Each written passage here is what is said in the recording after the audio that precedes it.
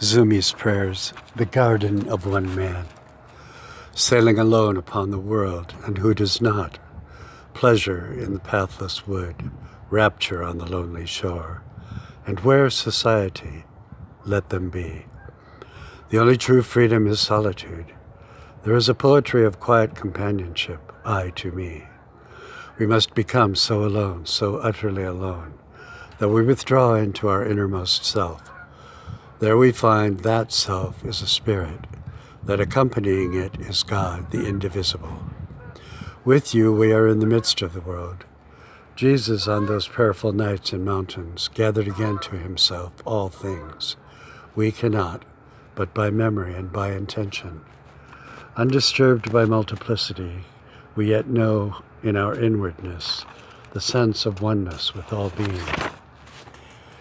It is not to feel ever and ever alone, but is this gathering toward ourself, or is it dissipation of ourself?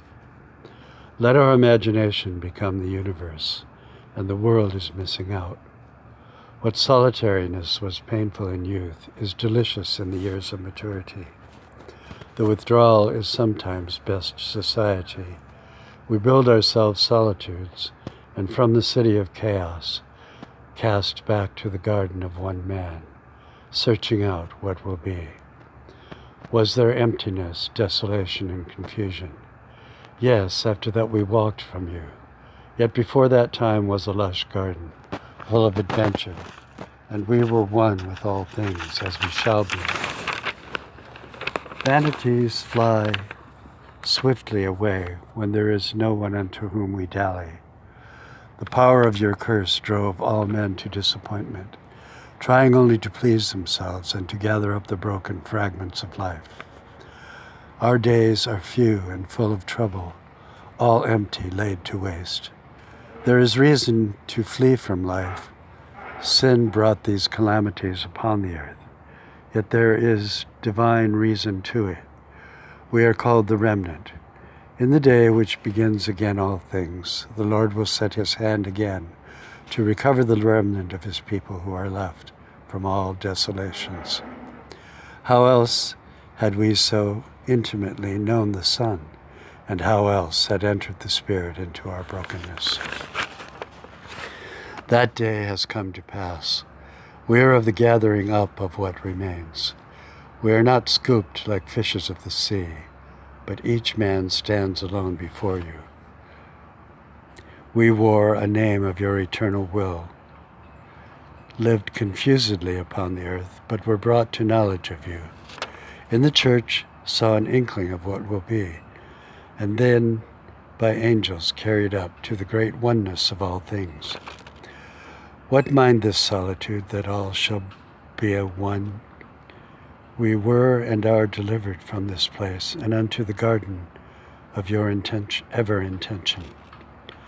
Upon and within the earthly life, we had as lief been ourself alone, and in our bosom debate a while, and would no other company. Perhaps love turned from us, and we set upon a decided course of awayness. It is difficult for the world to find this person. His prodigality is of the desert and the swine. How else so easily the demons of legion enter the herd with pandemonium? Wild beasts are like unto the gods we have set before us, a likeness of demons, a pretender to the wealth of personhood. Weary of the world, we hie and yoke our silver doves, mount through the empty sky, holding course to immure ourselves and not be seen. The desire to be unseen is shame, the garment of the garden. All wear it, be it fig or skin. The solution was long set before us, that we have a helpmeet. And if he or she determine our downfall, it is only that we learn to hold hands, to combine our souls, and to go out and be wandering the earth until you find and patch us to the seamless garment you are weaving. The solitude will be great in the midst of the land, your necessary forsaking. That we are blind, we shall be blinder still. You will remove great men, and leave all to the poor in spirit. Night comes, and each shall stand an isolate before you. Our heads are not bowed down, for you have taken away our shame in the fortitudes of your Son given unto us. We had none to converse, none to enjoy, but God and our own souls. It is enough. It seems enough, but was only a holy romance, leading to that great come and get it day, Gabriel's horn, and glory times a comin' for to stay. Amen.